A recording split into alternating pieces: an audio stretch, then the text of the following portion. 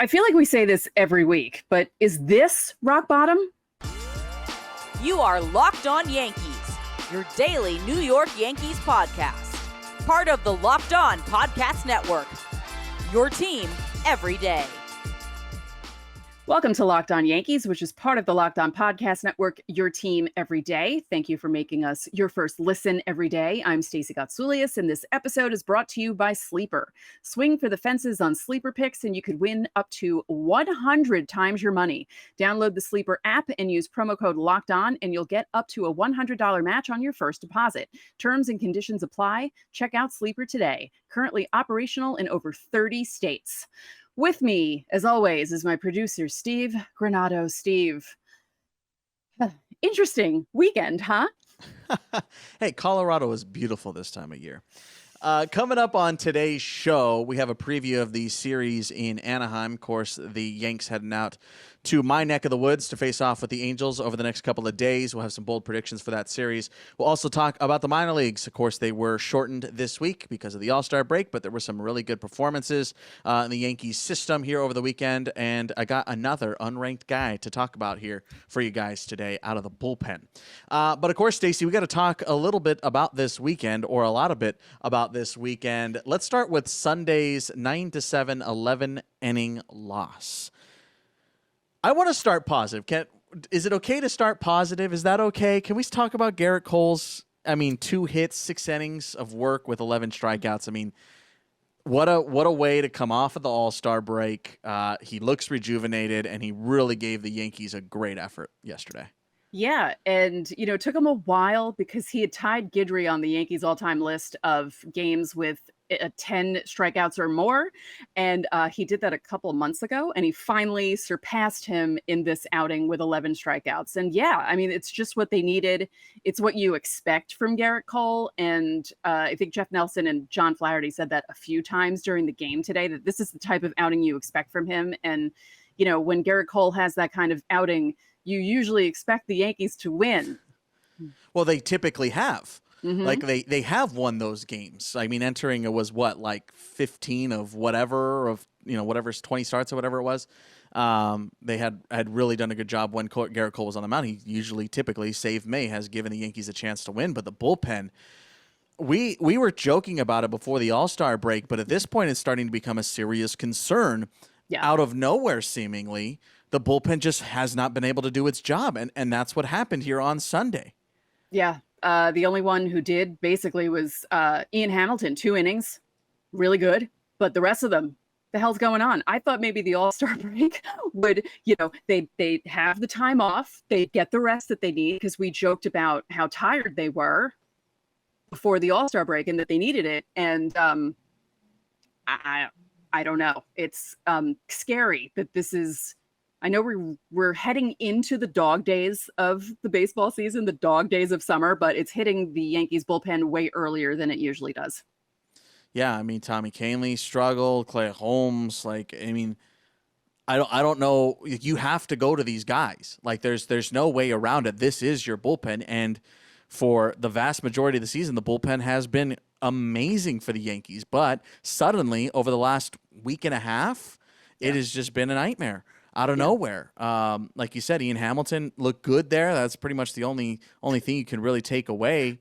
You're not expecting Clay Holmes to give up bombs. You're not expecting Nick Ramirez to give up bombs. You're not expecting Ron Marinaccio to give up bombs. And just out of nowhere, and look, you can talk about the elevation all you want, but bombs are bombs, and that happened. I like the way the Yankees fought offensively after giving up the lead, or giving up the lead.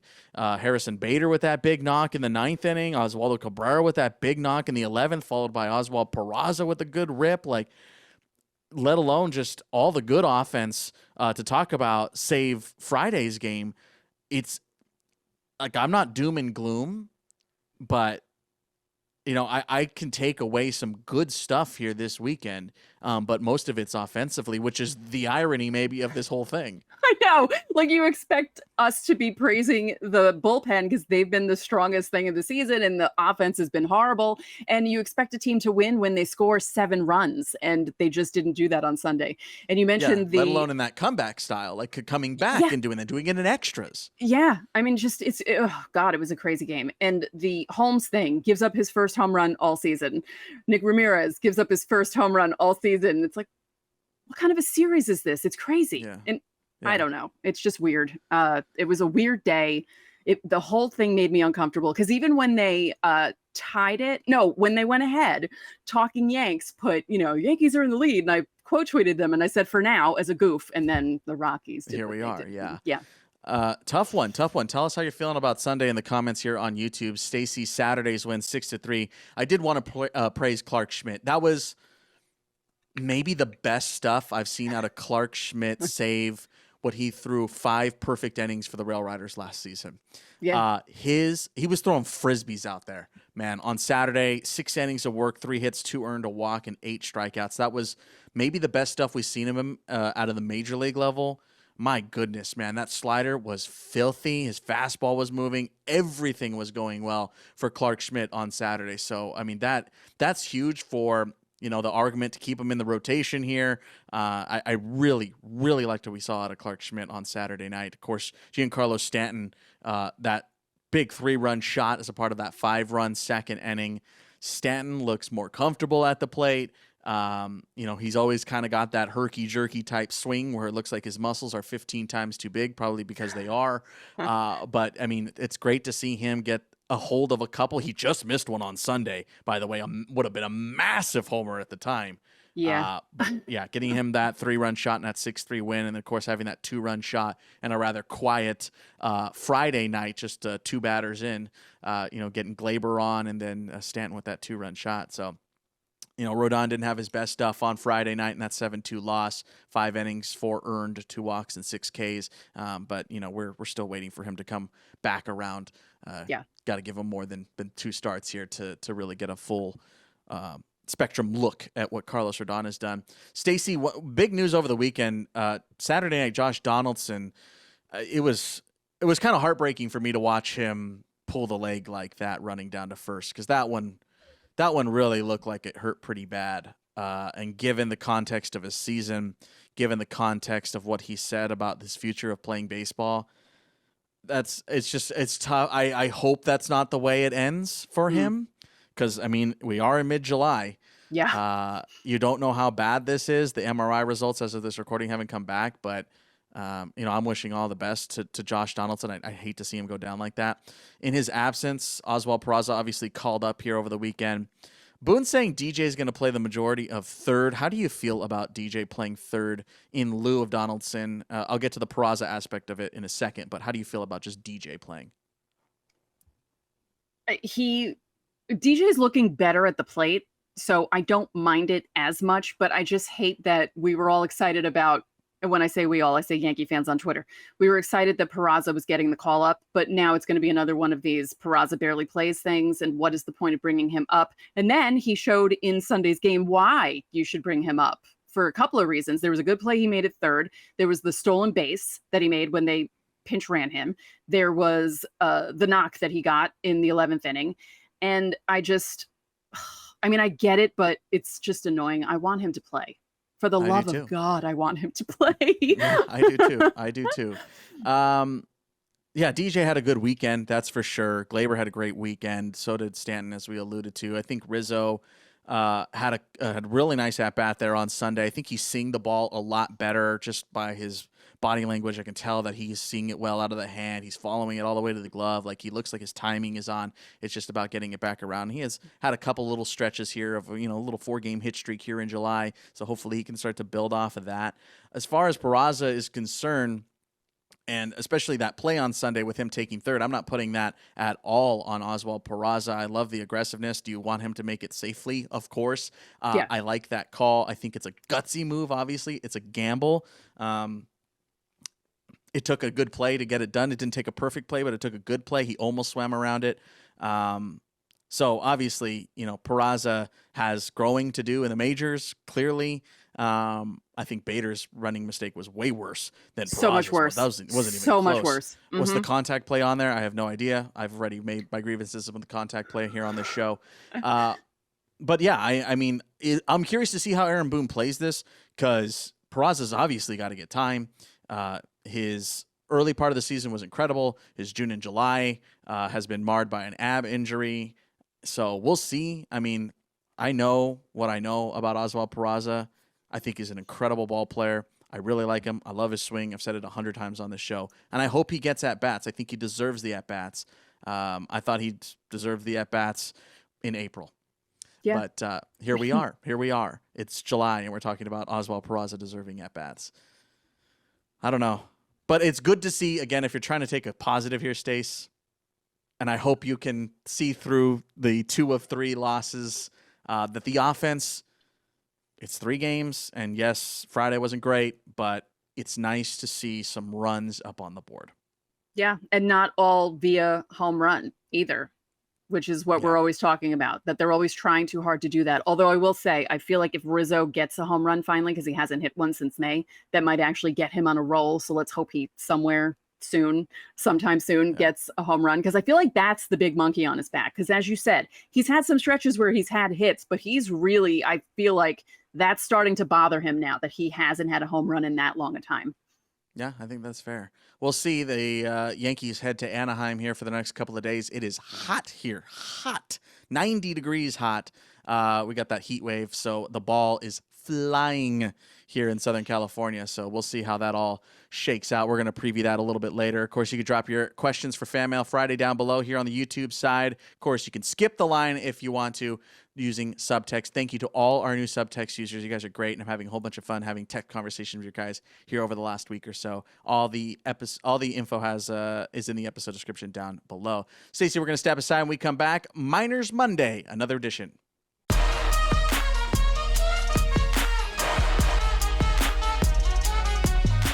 This episode is brought to you by BetterHelp. Therapy is all about deepening your self-awareness and understanding, because sometimes we don't know what we want or why we react the way we do until we talk through things. BetterHelp connects you with a licensed therapist who can take you on that journey of self-discovery from wherever you are. If you're thinking about starting therapy, give BetterHelp a try. It's entirely online, designed to be convenient, flexible, and suited to your schedule. Just fill out a brief questionnaire to get matched with a licensed therapist, and then switch therapists at any time for no additional charge. Find more balance with BetterHelp. Visit betterhelp.com/lockedon today to get 10% off your first month. That's BetterHelp, HELP.com/lockedonMLB.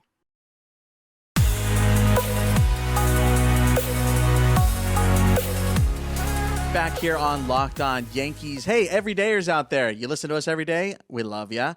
Hey, and if you only listen like once a week, that's cool too.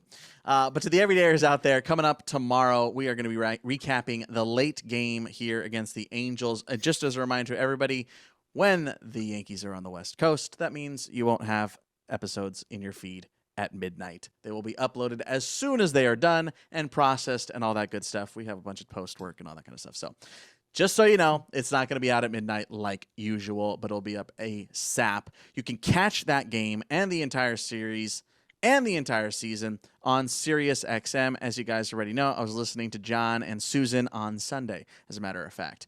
So again, Sirius XM. Stacey, it's Miners Monday, our favorite day of the week, as it always is. And we have to talk about somebody's name who's kind of disappeared a little bit this season for good reason, but good stuff. Jasson Dominguez, Stacey. We finally have a chance to talk about Jasson Dominguez. Of course, as we mentioned, the minor leagues are on the same schedule as the major leagues now. So they were also on the All-Star break this past week. So that means only a couple of games to talk about. But Jasson Dominguez has put together a much better month of July than he has all season. He has really been struggling at the plate. Overall, power-wise, I mean, he had a massive power surge last season, as we all know, at Hudson Valley, that he's carried into the postseason with the Somerset Patriots. But overall, Dominguez's numbers have been very, very tough. 3 games this past weekend, all 3 of them multi-hit performances, Friday, Saturday, and Sunday. In the month of July, Stacey, he's picked up multiple hits in 7 of 12 games played in. He homered on Sunday, which is really great. I mean, he really hit a low spot in the month of June. And as I mentioned, the power is just down overall, slugging 405, which sounds nice, but given the 20, whatever it was last season, that's a massive, massive dip. And I kind of just wanted to take this as a springboard to remind everybody, these are prospects. This is baseball. Jasson Dominguez is the number 1 prospect in the Yankee system. But yeah, he can struggle. Of course he can. And I think when we're looking at the outlook for Jasson Dominguez, let's just look in the short term for the remainder of the season. I don't think he's going to get pulled out of Somerset this year, just considering how much he struggled. Like, if he goes on a surge here, I don't know how much that helps his case of going to Scranton Wilkes-Barre. The Railriders don't have a postseason spot as of now. Norfolk won their division in the first half. So the Patriots have a postseason spot. And I think it might be good for Dominguez to stick with one team all year and go all the way through the postseason. If he gets hot and rides this wave all the way to the end of the season, just let it be that way. There's really no rush to get him to the Railriders this year. Because, I mean, when's he going to make that debut? You're not really anticipating He's also still really young. People don't realize that. Fair. Completely fair. Entering play on Sunday, Stacey, July, much better numbers, as I mentioned. 310, 408, 405. That 405 slugging I mentioned was here in the month of July. So better numbers, much, much better numbers considering the real low. I mean, he was batting under 200 last month in June. It was, I mean, you got to like the average and the OBP. Yes, that's what you're always looking at. I mean, we always know he has the discipline. He could definitely walk. It's just the bat just had disappeared this year and the power along with it. So keeping our eye on that moving forward, and it's just really good to see Jasson Dominguez getting some results. That's really, really huge. Stacey, I teased it earlier on in the show. Because you love doing this. Steve Granado, shake hands emoji, and, what is it? Unranked baseball players. Edgar Barkley. Who? Edgar Barkley, left-handed pitcher with the Somerset Patriots. How about this past Saturday night, Stacey? He's been the long reliever in Somerset ever since he got activated from the injured list back in the end of May. 5 innings of relief, including an immaculate inning. Tossed an immaculate inning this past Saturday. Ended up going 5 innings, 6 hits, 2 runs, no walks, 6 Ks. Got 16 swings and misses. This is a guy that is coming out of Cal State Bakersfield, which is not too far away from where I am, about 3 hours north, 2.5. There's no traffic. But Edgar Barkley. Does that happen? Well, hey, on a Sunday at like 9 a.m., you're good to get to Bakersfield in 2.5 hours. But yes, I mean, it's really.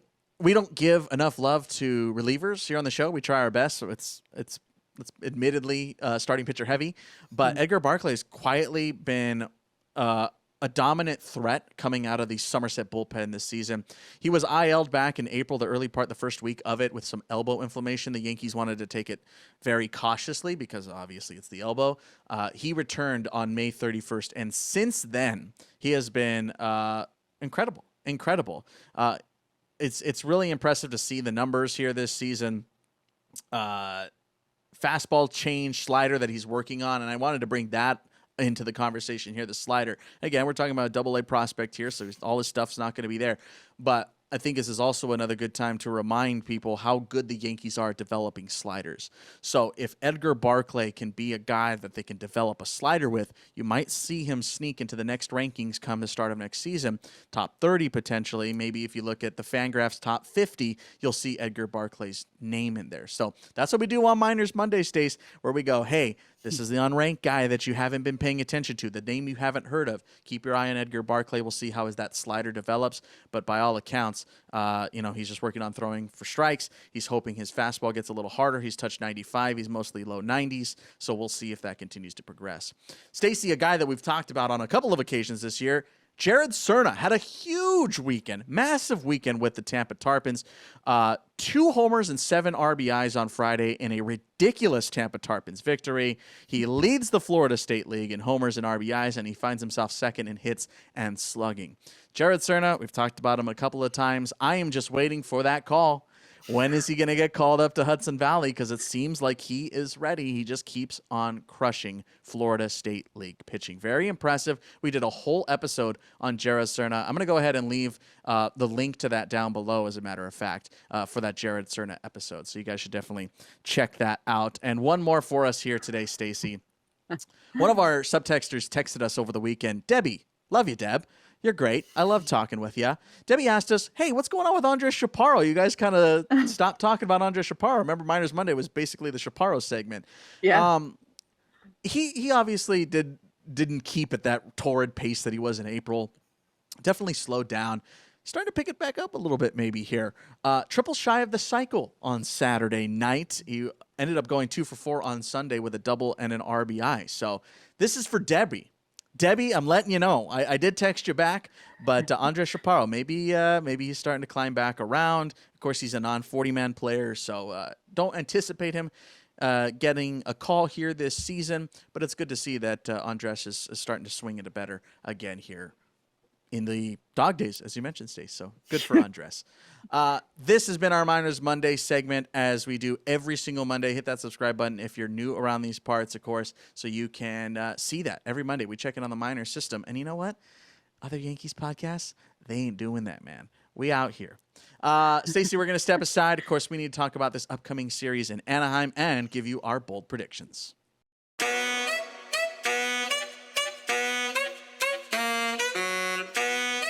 Our new sponsor, Sleeper, is a fantasy sports and real money gaming app focused on bringing people together through sports and gaming. Sleeper has become the fastest organically growing fantasy platform in the world with over 5 million active users. At Sleeper, it's not just about sports, it's about building personal connections and lasting memories. With Sleeper, predict the hottest baseball stats like home runs, hits, strikeouts, and much more to cash in on your daily fantasy baseball skills. Entries can be made in 30 seconds or less. It's that easy. And you become friends with people on Sleeper. So if you want to become friends with me, I'm Staceface826. Please be my friend. Download Sleeper in your app store and use promo code LOCKEDON, and you'll get up to a $100 match on your first deposit. Terms and conditions apply.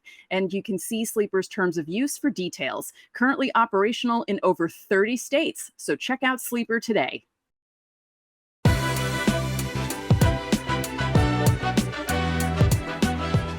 Back now on Locked On Yankees, you can catch the entire season, including this upcoming Angel Series late night baseball in Anaheim. You can catch it on SiriusXM. Just Google SiriusXM free trial. You'll get it. You can download the app. It's a whole bunch of fun. That's how I listen to Yankees games this season. Stacey, Yankees, Halos. Angels coming off of a series against the Houston Astros. Game 1, Monday night. Yankees got Sevy on the mound. He's going to be facing off with Griffin Canning. I'll tell you about Griffin Canning in a second. Stacey, can you pinpoint one thing that you want out of Luis Severino on Monday night? I would like for him to pitch at least 5 and not give up more than 2, which might be asking for too much for Luis Severino. But I'm hoping that the break that he took from baseball has helped him and that he can just do that. That's not asking for much, is it? It might be asking for too much. We'll see. I'm really hoping he can start spotting his fastball again. His fastball is obviously very important. It's one of his better pitches, and it's crucial. It's so crucial because he's had a really hard time locating. The fastball velocity is still there, which is, I think, a wonderful sign. Yeah, but it's really about location for Sevy right now because everything is flattening out. All his off-speed stuff is just not biting like it used to. So if that's going to continue to be the case, he's going to have to rely on that fastball, meaning the fastball, even if it's a little flatter, has to at least be in the right spot. Just don't throw batting practice anymore, Sevy. That's all we want from you. That's pretty much where he's gotten to right now, which is very odd and unusual and unfortunate. Yeah. But I think if Sevy can at least live on the corners with his fastball, he might be okay. We'll see. Griffin Canning has been quietly one of the better pitchers for the Angels this season. I mean, he's been inconsistent. He's missed a lot of time with injuries throughout his career. He's a local product. But the Yankees could feast on him, especially we'll see how their approach is. Griffin doesn't get too deep into games typically, so we'll see if that continues to be the case on Monday. Stacey, Tuesday night, Herman, and Patrick Sandoval, Domingo Herman. Are you buying? Are you buying on Domingo Herman? No. Are you buying anything, Stace? Come on. No. You got to have some sort of faith. Look, I mean, you were trying to make me positive in the first segment, and I'm going to be negative now. Wow, all out on Domingo Herman. Patrick Sandoval started his season really, really well. Of course, he was pitching for Team Mexico during the WBC and was incredible during the tournament. You were hoping, or the Angels were hoping they would take that into April. He kind of did. Recently, Patrick Sandoval has just been getting hit around. Full disclosure. Oh, well, he doesn't have to worry about that with the Yankees. Just kidding. Offense is looking good, Stace. I'm just saying. What we mentioned the other day, or what you mentioned the other day, the Yankees having issues with starters and getting to the bullpens, which is what happened on Sunday. So we'll see how this continues with the Angels. That's something to look out for, everyone. Yeah. I might end up going to one of these games. We'll see. I'm, again, very close to the ballpark, and I've told you guys 100 times, Angels fan growing up, yada, yada, yada. Patrick Sandoval, weirdly enough, this hasn't, I don't think I've said this on the show. Patrick Sandoval is my favorite Angel. Yeah, move over, Shohei. I'm breaking it now, just so I don't get my heart broken. Carlos Rodon goes on Wednesday. The Halos have not named their starter. Might be Jaime Barria, but he pitched in relief over the weekend. We'll see how that goes. Carlos Rodon in California. He's been up in San Francisco. Maybe that gets him a little mojo to go deeper. 5 innings last time, Stace, so we'll see how Rodon ends up going here in the finale on Wednesday. That'll be a day game out here in California. Bold predictions, Stace. Do you have any bold predictions for this series against the Angels? Severino will have the best start out of the 3. Ooh. Wow. Okay. I'll take that. That's a good bold prediction. See, you're learning. I'm learning. I'm gonna go ahead and say I'm gonna zone in on that Tuesday game. I'm gonna say the Yankees break out for double-digit runs. All right, that's bold. That's what I'm here for. Again, breaks my heart. The Halo fan on the show. Patrick Sandoval, my favorite Angel.